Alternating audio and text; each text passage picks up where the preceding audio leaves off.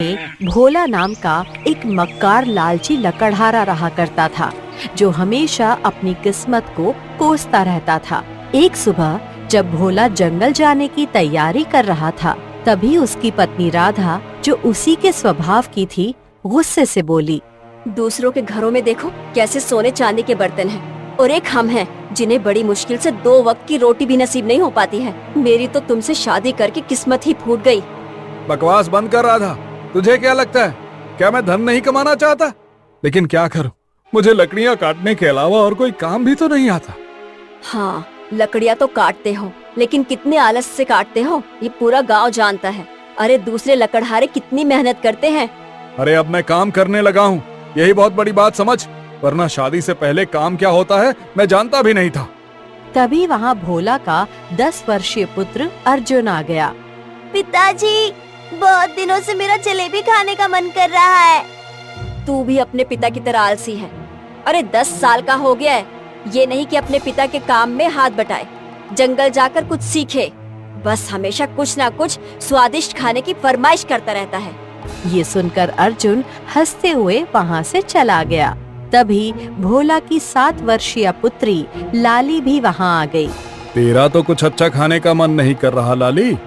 नहीं पिताजी, मेरा तो रोटी खाकर ही पेट भर जाता है। पंडित जी ने मुझसे कहा है कि भगवान जो भी दे उसी में संतोष करना चाहिए।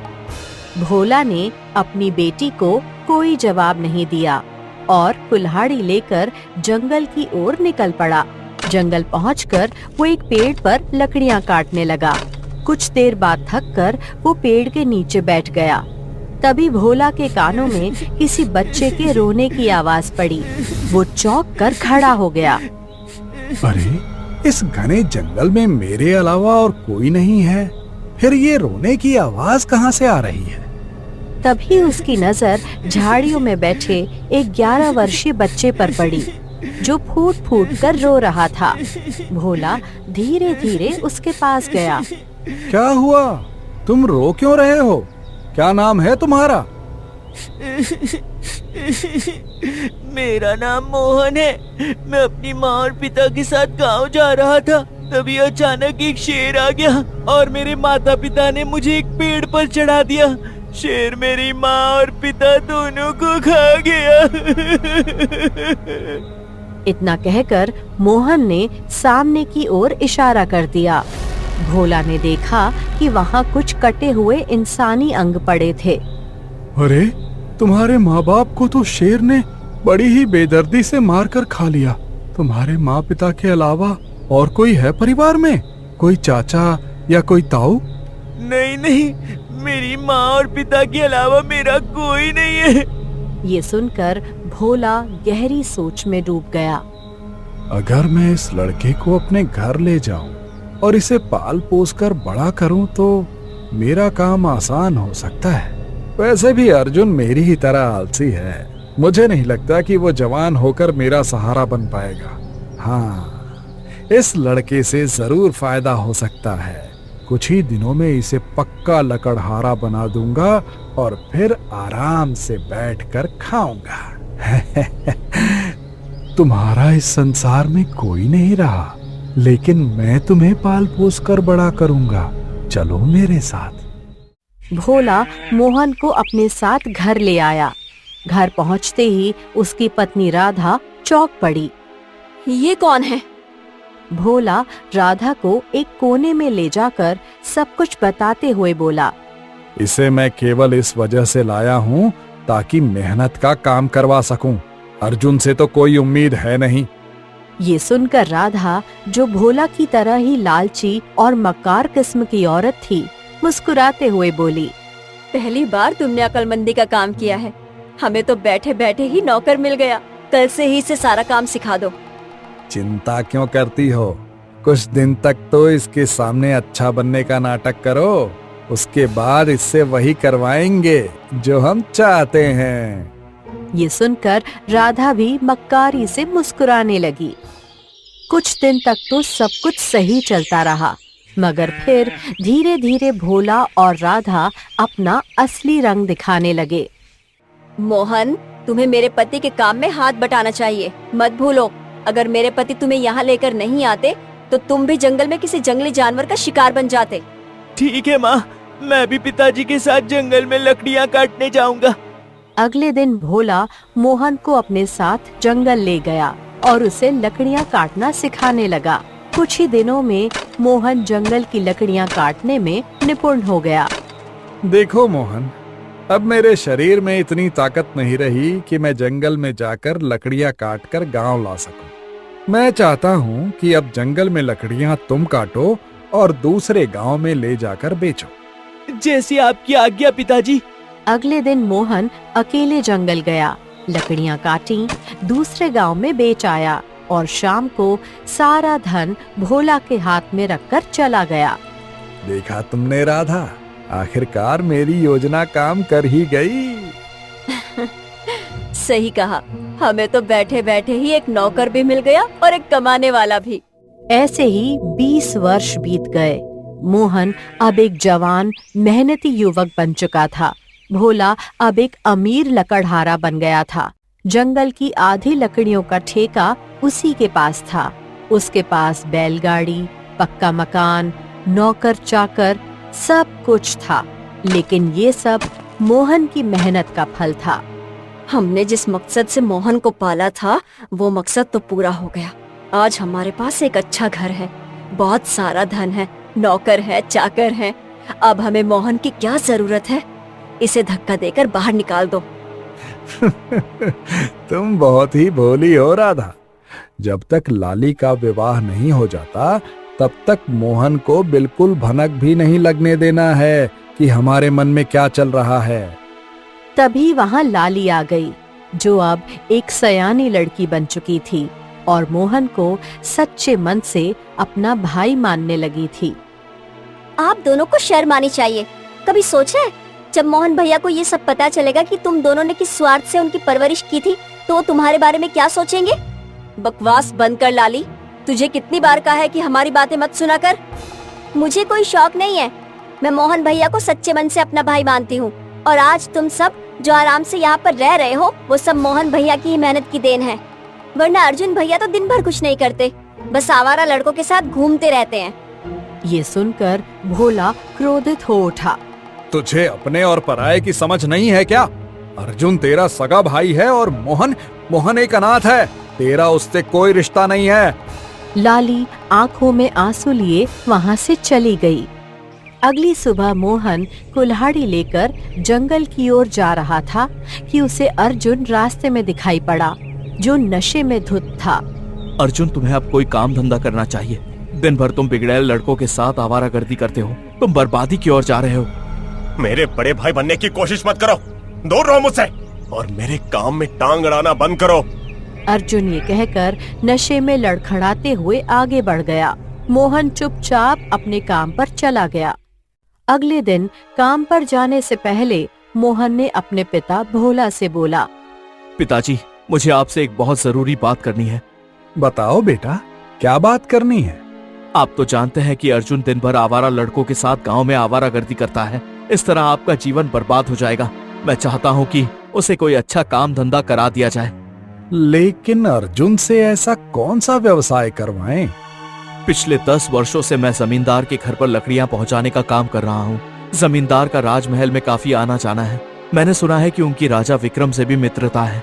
अगर राजमहल में कोई पद खाली हो और अर्जुन वहां लग जाए तो उसकी संगत भी सुधर जाएगी और वो किसी अच्छे काम में लग जाएगा। पिताजी, भोला ये सुनकर खुश हो गया। अगर ऐसा हुआ तो बहुत अच्छा होगा। तो फिर मैं आज ही जमींदार साहब से बात करूंगा। बस आप अर्जुन से बात कर लीजिएगा। इतना कहकर मोहन वहाँ से चुपचाप चला गया। उधर भोला मुस्कुराने लगा और सीधे अपनी पत्नी राधा के पास जा पहुंचा। राधा, आज मोहन ने एक जबरदस्त बात कह दी है। भोला ने राधा को सारी बात बताई। राधा ये सुनकर बहुत खुश हो गई। अगर हमारा अर्जुन राजमहल में किसी काम पर लग गया तो गांव में हमारा दबदबा और बढ़ जाएगा। बिल्कुल सही कहा तुमने। मोहन को राजमहल में लगाना मतलब ज्यादा आमदनी और हम और ज्यादा धनवान हो जाएंगे। बस अर्जुन को ठीक से समझा देना। हाँ? भोला वहां से चला गया। शाम को जब अर्जुन घर लौटा तो राधा ने अर्जुन को सारी बात बताई। बेटा, अब आवारागर्दी छोड़ दो। मोहन जो कह रहा है उसकी बात मान लो। माँ, कल ही मैंने मोहन को चेतावनी दी थी, मुझे छोटा भाई समझने की गलती ना करे। मैं उसे अपना बड़ा भाई नहीं मानता, फिर भी वो क्यों बड़ा भाई बनने की कोशिश कर रहा है। तभी वहां भोला कमरे में आ पहुंचा।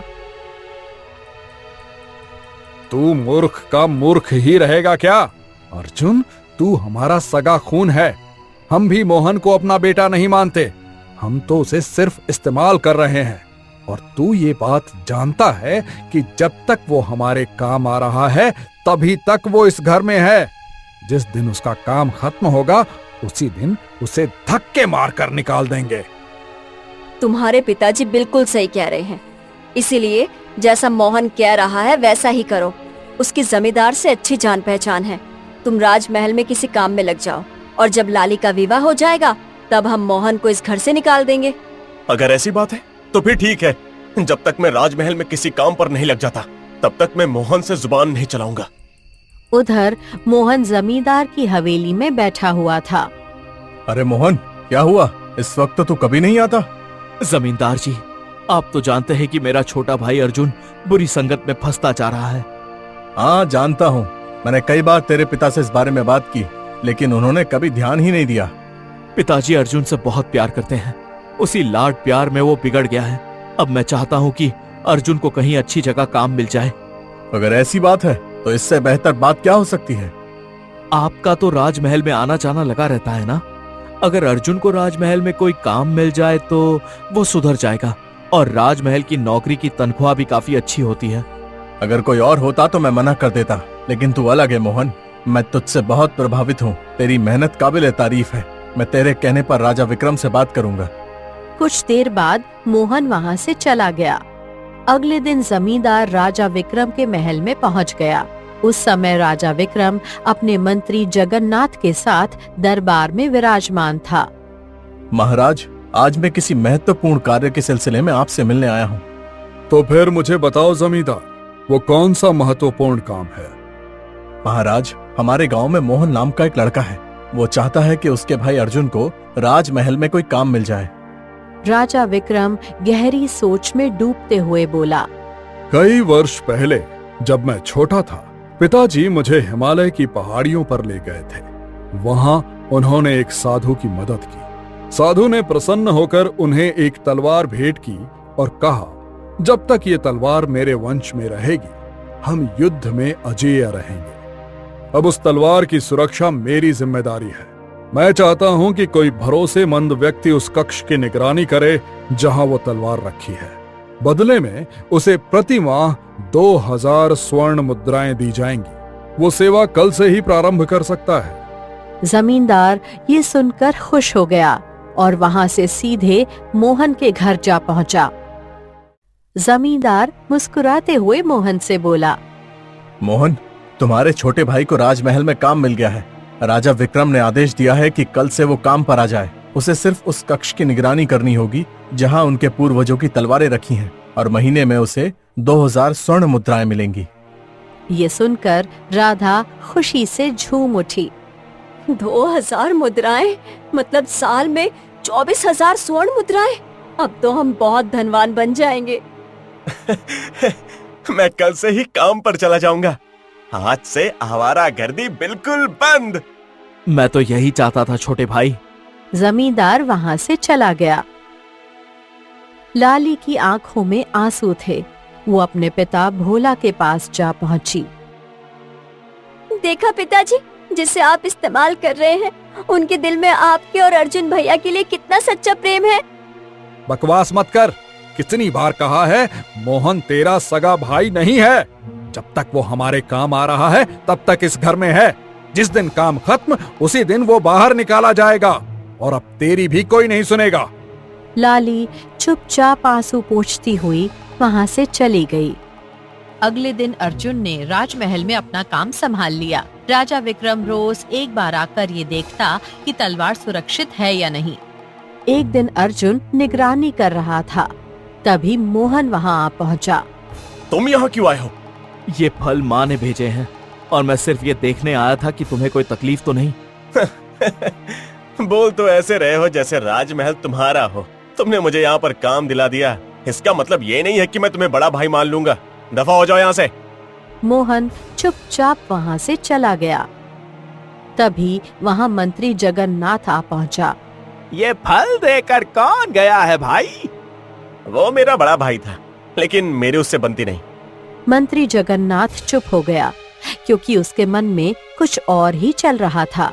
सोचा था ये तलवार आराम से चुरा लूंगा, लेकिन राजा विक्रम ने इस मूर्ख अर्जुन को सुरक्षा पर लगा दिया। पर अब चाहे जो हो, ये तलवार मैं किसी भी कीमत पर चुरा कर रहूंगा।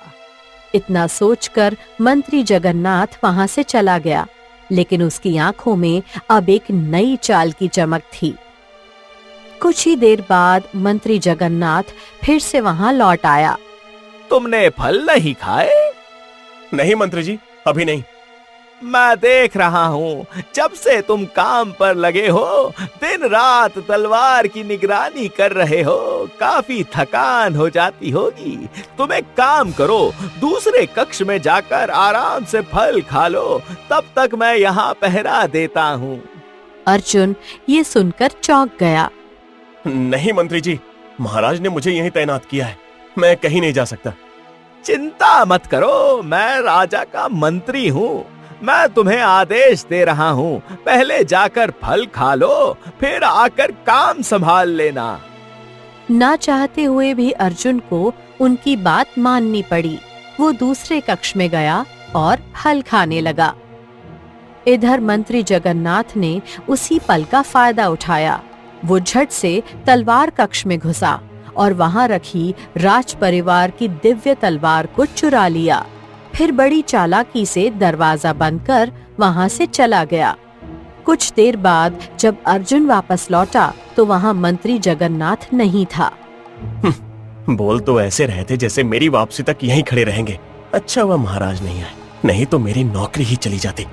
अर्जुन के शब्द पूरे भी नहीं हुए थे कि राजा विक्रम स्वयं वहां आ पहुँचे। जैसे वो अक्सर तलवार देखने के लिए दिन में किसी भी समय आ जाया करते थे। तलवार कहाँ गई? ये सुनकर अर्जुन चौंक गया। महाराज, तलवार तो अंदर ही रखी होगी। अपनी आंखें खोल कर देख, अंदर कुछ नहीं है। कक्ष पर तू तैनात था, तलवार की सुरक्षा तेरी जिम्मेदारी थी। सीधी तरह बता, तलवार तूने चुराई है या कहीं छिपा दी है? महाराज, मेरी बात पर विश्वास कीजिए। उसी क्षण अर्जुन को याद आया कि मंत्री जगन्नाथ ने ही उसे फल खाने के लिए भेजा था। महाराज, कुछ देर पहले मेरा भाई मोहन फल देने के लिए आया था। उसके तुरंत बाद मंत्री जगन्नाथ आ गए। उन्होंने कहा कि मैं दूसरे कक्ष में जाकर फल खा लूं, तब तक वो निगरानी करेंगे। मैंने उनकी बात मान ली और जब लौटा तो वो यहाँ थे ही नहीं। इसका मतलब तलवार मंत्री जगन्नाथ ने ही चुराई है। राजा विक्रम का चेहरा क्रोध से लाल हो गया।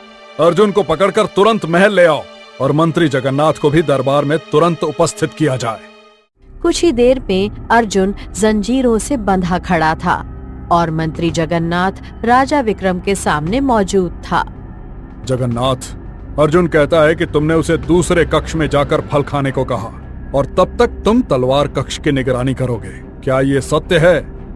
महाराज, ये लड़का झूठ बोल रहा है। इसने खुद बताया था कि इसका भाई फल देने आया था। इसी ने चालाकी से तलवार चुराकर अपने भाई को दे दी होगी। मैं तो आज पूरे दिन इससे मिला ही नहीं। अर्जुन ये सुनकर चौंक गया। महाराज, ये झूठ बोल रहा है। महाराज, आप किस पर विश्वास करेंगे?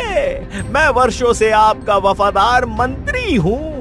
अगर मुझे तलवार चुरानी होती तो जब आपने सुरक्षा के लिए किसी को तैनात नहीं किया था तभी चुरा लेता ना। राजा विक्रम गहरी सोच में डूब गए। बात तो तुम ठीक कर रहे हो मंत्री। महाराज, ये बालक बिल्कुल शातिर और अपराधी प्रतीत होता है।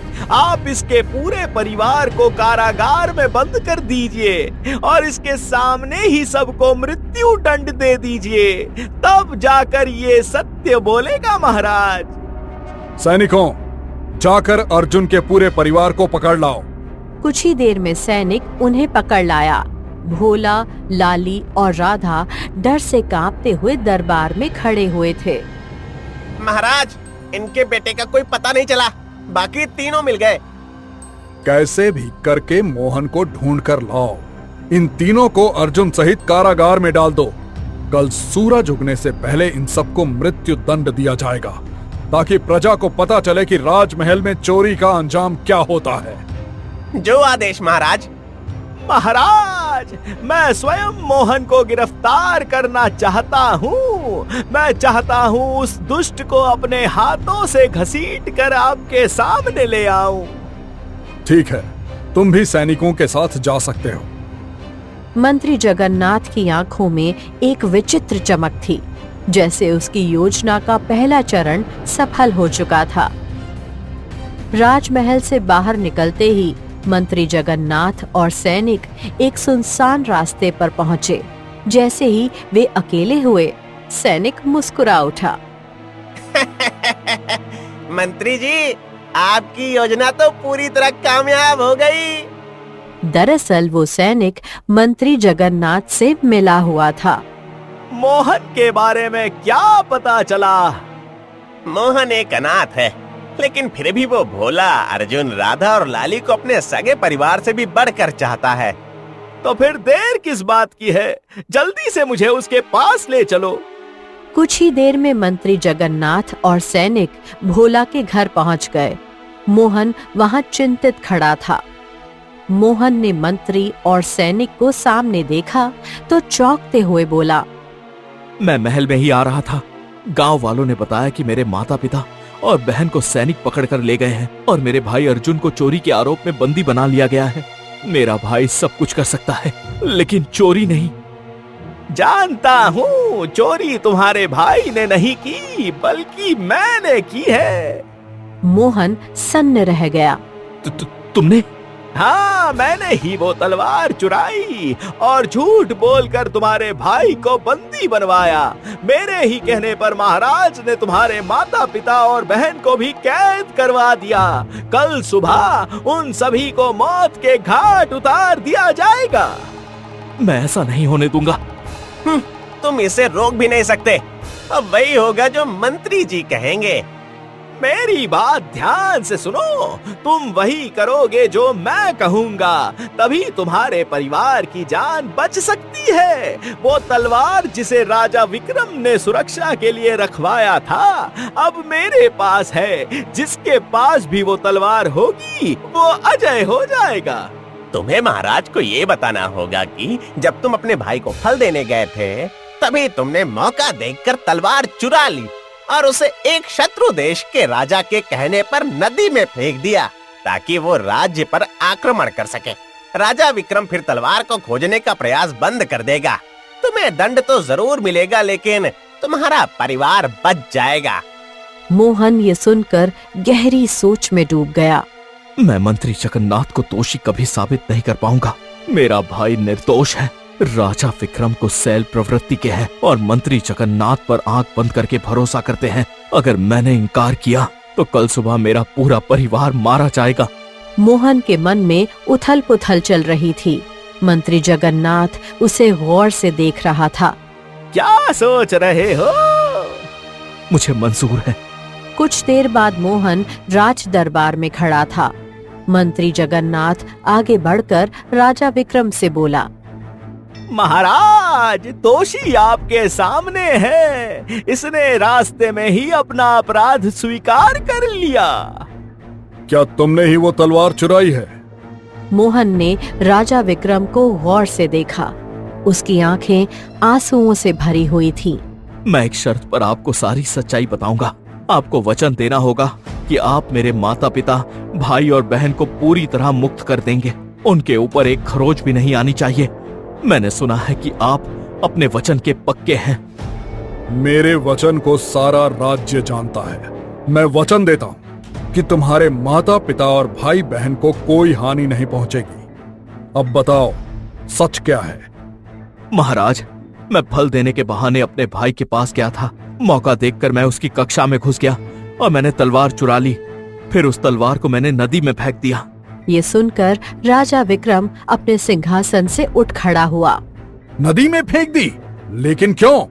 मुझे ऐसा करने के लिए संगमगढ़ के राजा भैरव ने कहा था। वो जानते थे कि जब तक ये तलवार आपके पास है तब तक आपको कोई नहीं हरा सकता। वो हमेशा से आपके राज्य पर हमला करना चाहते थे। उन्होंने मुझे बहुत धन देने का वादा किया और मैं लालच में आ गया महाराज। राजा विक्रम अब आग बबूला हो उठा।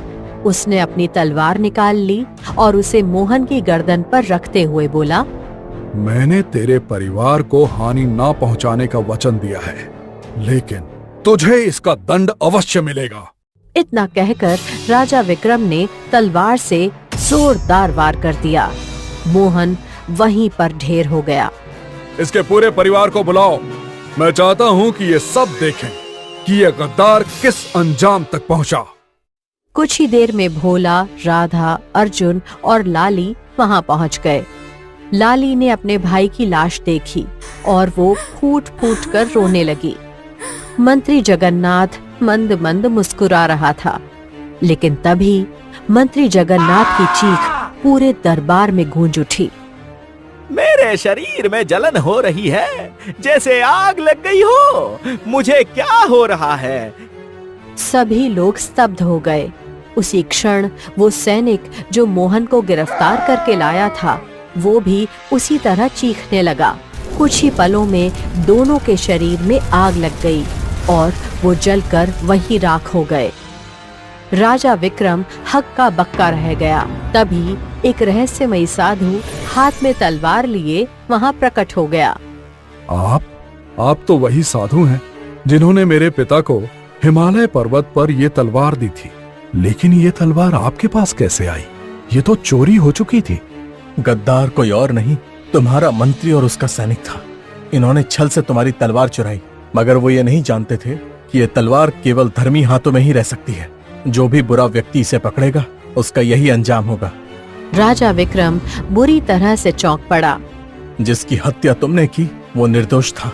उसने डर के कारण झूठा अपराध स्वीकार किया ताकि वो अपने उन लोगों को बचा सके जिन्होंने उससे कभी सच्चा प्रेम किया ही नहीं। साधु आंसू भरी आंखों से भोला, अर्जुन और राधा की ओर देखकर बोला, केवल लाली ही थी जो उसे सच्चे दिल से भाई मानती थी। बाकी सबने उसे बस एक नौकर, एक काम करने वाला समझा। मुझे क्षमा कर दे बेटा, मैंने तुझे अपना कभी नहीं माना, लेकिन तूने हमारे लिए अपनी जान दे दी। मैंने तुझे कभी अपने बेटे की नजर से नहीं देखा, लेकिन तूने वो किया जो शायद मेरा सगा बेटा भी ना करता।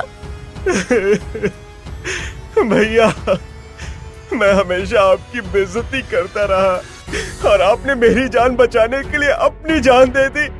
तीनों फूट फूट कर रोने लगे। मैंने आपसे कहा था ना पिताजी, एक दिन आपको एहसास होगा, लेकिन अब बहुत देर हो गई है। अब जीवन भर पछताने के अलावा तुम्हारे पास कोई चारा नहीं है। साधु राजा विक्रम की ओर देखकर बोला, अब तुम इस तलवार के हकदार नहीं रहे। तुमने जल्दबाजी में, क्रोध में एक निर्दोष की हत्या की। इतना कहकर साधु एक रंग बिरंगी चमक के साथ वहां से अदृश्य हो गया। मोहन का अंतिम संस्कार सबके आंसुओं के साथ किया गया और उसके जाने के बाद अर्जुन, राधा और भोला जीवन भर पछताते रहे और राजा विक्रम भी।